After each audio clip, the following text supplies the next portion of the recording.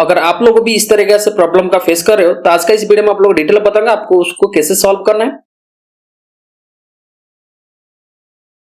Hello friends, आप सभी लोग को मेरा यूट्यूब चैनल में स्वागत है। तो दोस्तों, अगर आप लोग एमएम सेंट्रल के थ्रू आप लोग अगर एसआईपी स्टार्ट करते हो तो बहुत लोग क्या करते हैं ना, बहुत लोग कंप्लेन करते हैं कि सर हम लोग जब एसआईपी स्टार्ट करते, जब हम लोग ओटीपी सिलेक्ट करते तो एक एरर आता है, this OTP is not in range between SIP start date and end date. तो दोस्तों, अगर आप लोग भी इस तरीके से प्रॉब्लम का फेस कर रहे हो तो आज का इस वीडियो में आप लोग डिटेल बताऊंगा आपको उसको कैसे सॉल्व करना है। तो दोस्तों, अगर आप लोग मेरे चैनल में नहीं हो तो चैनल को लाइक कीजिए, सब्सक्राइब कीजिए और शेयर कीजिए। तो पहले मैं आप लोग को एक एसआईपी करके दिखाता हूं आपका कहां पे ये गलती होता है। तो सबसे पहले मैं क्या करता हूं कि एसआईपी स्टार्ट करता हूं। एसआईपी स्टार्ट करने के लिए मैं क्या करता हूं, जो एमएफ सेंट्रल ऐप है उस ऐप को अभी मैं यहां पे ओपन कर देता हूं।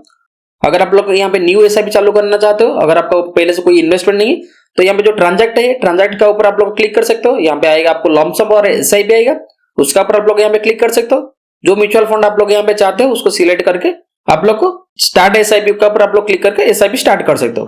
तो ऑलरेडी यहाँ पे मेरा एक फोलियो है, उस फोलियो में मेरा एक एसआईपी पहले चल रहा था, उस एसआईपी को मैं बंद कर दिया हूं। तो मैं चाहता हूं कि यहाँ से सेम फोलियो में दोबारा के एसआईपी स्टार्ट करने के लिए।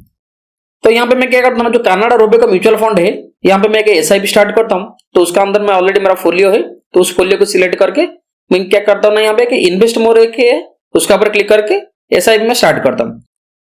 तो उसका ऊपर क्लिक करने के बाद आप लोग यहाँ पे देख सकते हो, अगर आपका एग्जिस्टिंग फोलियो है तो आपको यहाँ पे इस तरीके से आ जाएगा। अगर आपका न्यू फोलियो है तो आपको कोई फोलियो नंबर यहाँ पे जनरेट नहीं होगा। तो उसके बाद आप लोग नीचे आ जाइए, आप लोग यहाँ पे दिखाएगा इन्वेस्टिंग थ्रू डायरेक्ट और आ रहा है, तो आपको हमेशा डायरेक्ट सिलेक्ट करना है। उसके बाद जो आ रहा है जो लमसम और एसआईपी के ऊपर आप लोग यहाँ पे क्लिक कर दीजिए। तो आप लोग जितना अमाउंट का एसआईपी चाहते हो करने के लिए नीचे आपको दिया है मिनिमम अमाउंट दिया है, कोई भी एक अमाउंट आप लोग यहाँ पे सिलेक्ट कर सकते हो। मैं क्या करता हूँ, यहाँ पे 1000 यहाँ पे सिलेक्ट कर देता हूँ, यहाँ पे फ्रीक्वेंसी मंथली कर देता हूँ। उसके बाद सिलेक्ट द एसआईपी डेट, उसको मैं 10 तारीख सिलेक्ट कर देता हूँ। उसके बाद नीचे आ रहा है आपको देखिए, तो आपका यहाँ पे स्टार्ट डेट यहाँ पे आ रहा है। अगर आप लोग चाहते हो कि स्टार्ट डेट को चेंज करने के लिए तो उसका ऊपर क्लिक करके आप लोग स्टार्ट डेट को भी चेंज कर सकते हो। उसके बाद आ रहा है देखिए एंड डेट, तो एंड डेट यहाँ पे भी आप लोग मैनुअल भी सेट कर सकते हो। तो बहुत सारे लोग क्या करते हैं, नीचे जो दिया है परपेचुअल दिया है, जो 40 ईयर का दिया है उसको ये लोग सिलेक्ट कर देते हैं। तो अगर आप लोग यहाँ पे परपेचुअल के ऊपर यहाँ पे क्लिक करते हो ना, तो आपका जिस डेट से एसआईपी आपका चालू होता है उससे 40 ईयर आपका ऐड हो जाएगा। उसका जो डेट होगा वो आपका एक्सपायरी डेट हो जाएगा। आप लोग यहाँ पे देख सकते हो, जब मैं परपेचुअल उसको सिलेक्ट कर देता हूँ, मेरा एंड डेट हो गया 10/11/2064 हो गया। तो उसके बाद मैं क्या करता हूँ ना, जो नीचे आई हियर बाय है उसको मैं यहाँ पे टिक मार देता हूँ। उसके बाद इन्वेस्ट के ऊपर यहाँ पे मैं क्लिक कर देता हूँ। क्लिक करने के बाद आपका मोबाइल नंबर को एक ओटीपी आ जाएगा, उस ओटीपी को देखिए वेरीफाई ओटीपी के ऊपर आप लोग यहाँ पे क्लिक कर दीजिए।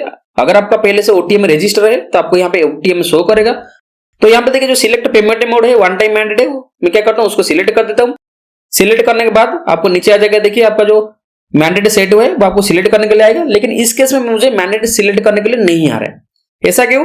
देखिए आप लोग यहाँ पे देख सकते हो, ये मेरे को ग्रे शो कर रहा है। अगर मैं इसका ऊपर यहाँ पे क्लिक करता हूँ ना, तो OTM is not in range between SIP start date and end date.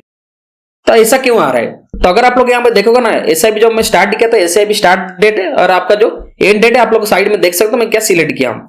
लेकिन यहाँ पे मेरा जो ओटीएम का जो एक्सपायरी डेट है वो 18 अक्टूबर 2053 है, लेकिन मेरा जो एसआईपी का एंड डेट है वो 10/11/2064 है। अगर आपको ओटीएम डेट से अगर आपका एसआईपी का डेट ज्यादा होता है तो उस कंडीशन आपको इस टाइप का एरर शो करता है। तो उसको आपको सॉल्व कैसे करना है, अगर आप लोग चाहते हो उसको सॉल्व करने के लिए तो आप लोग यहाँ पे बैक आ जाइए। तो जहां पे आप लोग एसआईपी का एंड डेट सिलेक्ट करते हो उस एंड डेट को आप लोग को जो एक्सपायरी डेट है, एक्सपायरी डेट से आप लोग को नीचे का कोई भी एक डेट आप लोग यहाँ पे सिलेक्ट कर सकते हो। जैसे मान लीजिए यहाँ पे मेरा 18 अक्टूबर 2053। तो अगर आप लोग चाहते हो कि आपका जो एसआईपी करना है, एसआईपी का आपको एंड डेट आपको सिलेक्ट करना है, मैक्सिमम आप लोग को 17 अक्टूबर 2053 तक आप लोग यहाँ पे सिलेक्ट कर सकते हो। अगर आप लोग उससे एक दिन भी ज्यादा कर दो ना, आपको इस टाइप का एरर आएगा। तो अगर आप लोग को मालूम नहीं आप लोग जो ओटीएम रजिस्ट्रेशन किया है उसका एक्सपायरी डेट क्या है, तो चलिए मैं आपको पहले बताता हूँ आपको ओटीएम का एक्सपायरी डेट आपको कैसे चेक करना है। तो यहाँ पे आप लोग बैक आ जाइए। बैक आने के बाद आप लोग चले जाइए यहाँ पे ट्रांजैक्ट चले जाइए। ट्रांजैक्ट जाने के बाद आप लोग यहाँ पे देख सकते हो ई मैंडेट है, उसका ऊपर क्लिक कीजिए। तो यहाँ पे आप लोग देख सकते हो बहुत सारा यहाँ पे मेरा ओटीएम पड़ा है। मेरा यहाँ पे कुछ कैंप्स का ओटीएम है, मेरा यहाँ पे कुछ एएमसी का ओटीएम है और एक यहाँ पे के पिन कार्ड का ओटीएम है। तो नीचे वाला जो है मेरा के पिन कार्ड का ओटीएम है। अगर यहाँ पे मैं व्यू का ऊपर क्लिक करता हूँ ना, आप लोग यहाँ पे देख सकते हो ट्रांजैक्शन नंबर वगैरह यहाँ पे सारी चीजें मिल जा रहे हैं। लेकिन यहाँ पे जो एक्सपायरी डेट यहाँ पे मेरे को मेंशन हुआ है 18 अक्टूबर 2053।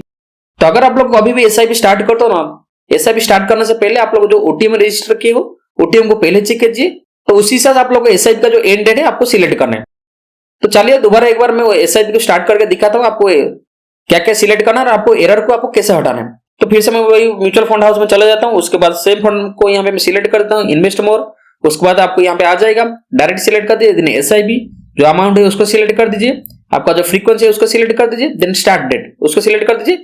यहाँ पे आप लोग जो एंड डेट सिलेक्ट करते हो ना, तो एंड डेट सिलेक्ट करने से पहले आप लोग आपका जो ओटीएम का एक्सपायरी डेट है उसको पहले सिलेक्ट कर दीजिए। अगर आपका ओटीएम का डेट तो परपेचुअल डेट सिलेक्ट करने के बाद अगर आपका ओटीएम डेट उससे कम होता है तभी आपको क्या परपेचुअल यहाँ पे सिलेक्ट नहीं करना है।